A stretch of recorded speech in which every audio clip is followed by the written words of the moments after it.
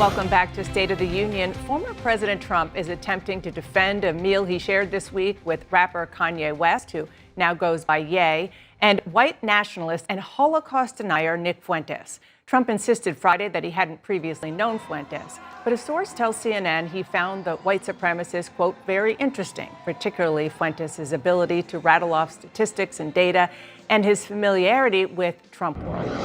Here with me now is Arkansas Republican Governor Asa Hutchinson, who is considering challenging Donald Trump for the 2024 GOP nomination. Governor, thank you so much for joining me.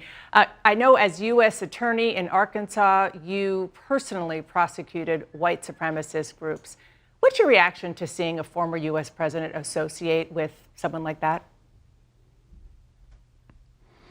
Well, I hope someday we won't have to be responding to what former President Trump has said or done.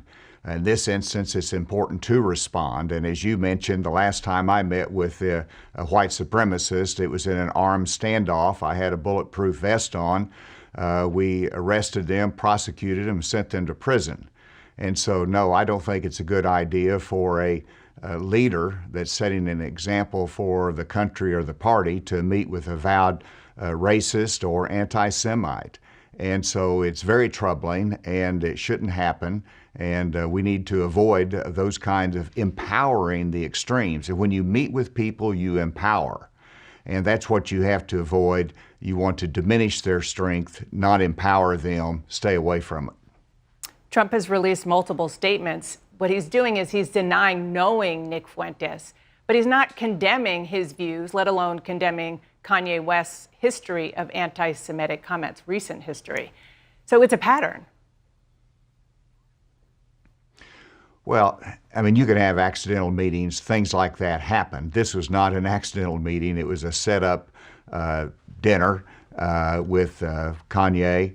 And so this happened, but you certainly have every occasion that the question of white supremacy or neo-Nazism or denying the Holocaust comes up, you've got to be absolutely clear in your communication that this is not acceptable dogma, it's not acceptable conversation, it's not acceptable history, and you have to disavow it. It is as simple as that, and I'm very proud of the Republican Jewish Coalition. The former ambassador, U.S. ambassador in the Trump administration to Israel has condemned this. And so what Donald Trump did, and his failure to condemn it, is really the minority of the party. It's the extreme side of it, and that's what you've got to distance yourself from, and he failed to do that. You told CNN you are very seriously looking at running for president in 2024. You're going to give a speech this week at the Reagan Library, and I want to show our viewers an excerpt of what you plan to say about why Republicans didn't do as well as they had hoped in the midterms. Here's a quote from the speech you'll give. Historically, Republicans do not attack America's democracy. Republicans do not denigrate our political system. Republicans do not undermine confidence in America, and Republicans do not attack those institutions that are fundamental to the rule of law. What makes you think your party is ready to hear that now? Well, what preceded that quote, and that's absolutely what I intend to say in part of my remarks to the Reagan Institute.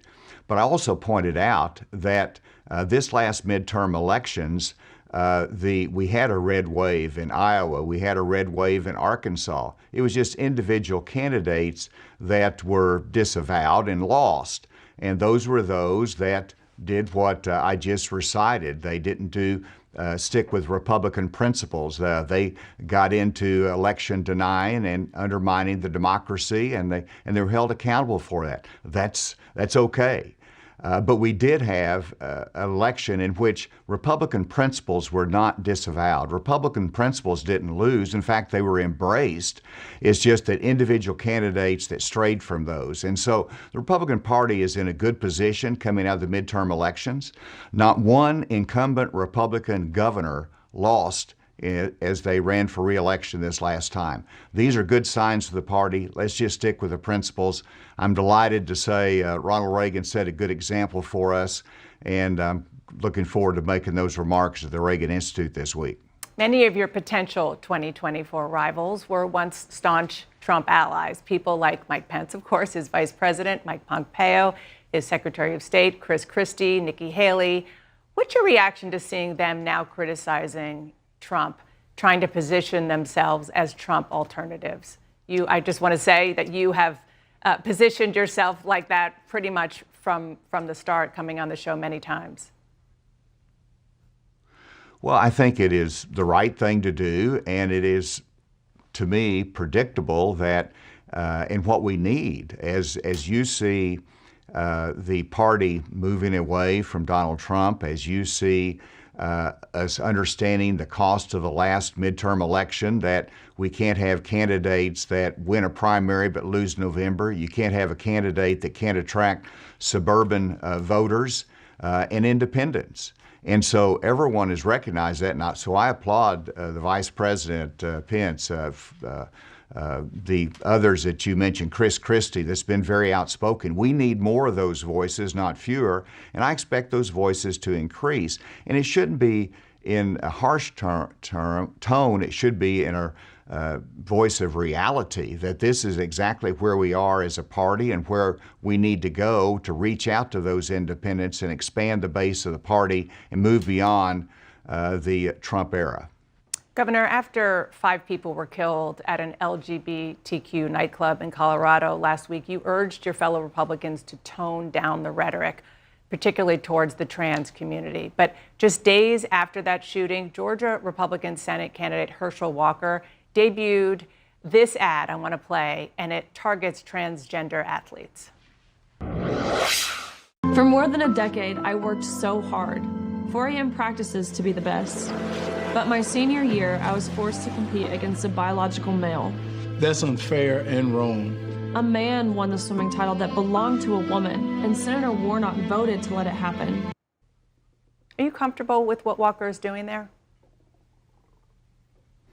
Well, I am. I signed a law in Arkansas that prohibited biological males from competing with women in women's sports. To me, it's about the tone and about the broader arena. We also passed a hate law in Arkansas. We shouldn't be targeting anyone because of their race or their gender. We also have to speak in a compassionate way and have an understanding heart.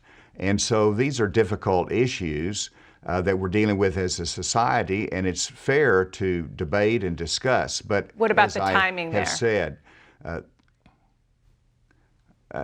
that's a fair question, but it happens to be in the middle of an election, and you can't hardly pull everything down.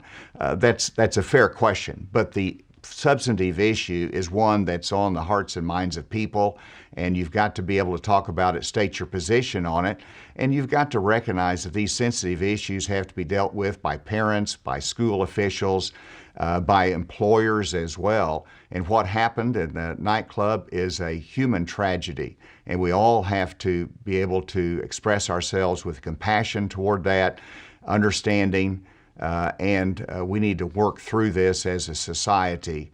These are challenging issues, and what happened is just simply wrong.